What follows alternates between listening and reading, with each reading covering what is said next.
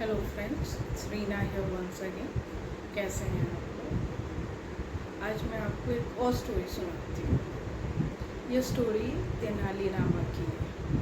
तेनालीरामा बहुत बड़े विदुषी बने। अगर दूसरे शब्दों में बोलो तो बहुत बड़े विद्वान थे और वो मजाक की लहजे में बड़े बड़े प्रॉब्लम्स को भी सॉल्व कर दिया करते थे। लेकिन तेनालीराम जब बच्चे थे तो वो बहुत ही विपरीत टाइप के थे, थोड़े अलग से थे। जब वो छोटे थे तो उनकी माँ उनको लेके बहुत परेशान रहती थी, क्योंकि उनको किसी काम में मन नहीं लगता था तेनालीराम को। जब तेनालीराम बच्चे थे तो सारा दिन सोए रहते थे, कोई काम नहीं करते थे, उनको किसी चीज़ में मन नहीं लगता था। सुबह उठ के नहा धो के तैयार होकर के वो सब चीज़ उन्हें कुछ भी नहीं आता था, वो करते ही नहीं थे। माँ उठा भी देती थी, फिर सो जाते थे और इस हद तक आलसी थे कि माँ की परेशानी बढ़ती जा रही थी। उनका आलस का आलम ये था कि एक बार उनकी माँ ने उनको एक केला खाने को दिया तो उन्होंने केला का छिलका भी नहीं हटाया और केला सहित खा लिया। जब माँ ने पूछा उठा कर कि बेटा तुमने केला खा लिया? तो हाँ माँ। और छिलका गाय को दे दिया? तो नहीं माँ। तब माँ परेशान हो गई कि ये तो अजब है, इतना आलस भी ठीक नहीं कि केला का छिलका उतारने में भी इसको कुछ हो रहा है और ये छिलका के साथ केला खा लिया। फिर माँ ने धक्का दे कर के घर से निकाला और बोला कि जाओ जा कर के नदी पे नहा करके फिर वापस तुम आओ। उस ज़माने में जबकि ये कहानी है, उस वक्त हमारे घर जैसा बाथरूम नहीं हुआ करता था, लोग नदी पे या कुएं पे ही नहाया करते थे। तो माँ ने तेनालीराम को नदी किनारे भेजा कि जाओ नहाओ, नहा करके कपड़े बदलो फिर वापस घर आओ। तेनालीराम जब नदी किनारे गया तो वहाँ भी वो पत्थर पे जाकर तेनालीराम सो गया।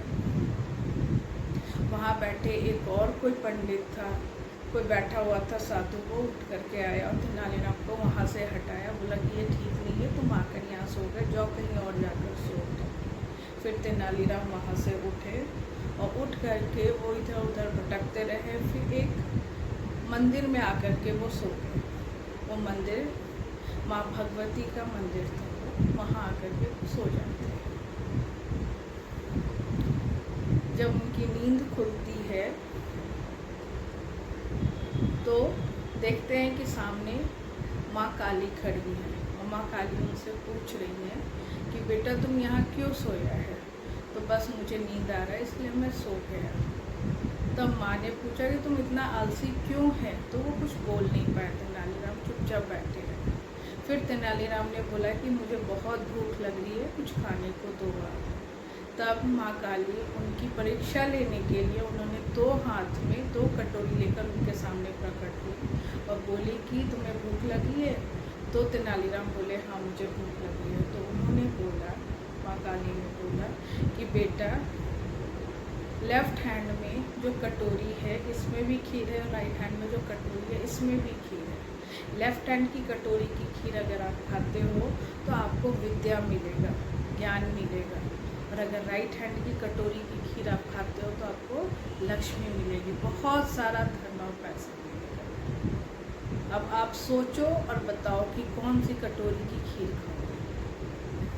तेनालीराम दोनों कटोरी हाथ में ले लेते हैं और चुपचाप बैठे रहते हैं। कुछ देर वो सोचते रहते हैं, फिर सोचते इतना क्या सोचना भाई, कि इसमें क्या है इसमें क्या है, बहुत ज़ोर से भूख लगी है, अभी मुझे खाना ही चाहिए। तो उन्होंने क्या किया, दोनों कटोरी को एक में मिला दिया और उन्होंने पूरी खीर खा ली। तब माँ काली ने बोला अरे तुम तो बहुत समझदार हो, तुमने तो ज्ञान और लक्ष्मी दोनों अर्जित कर लिया।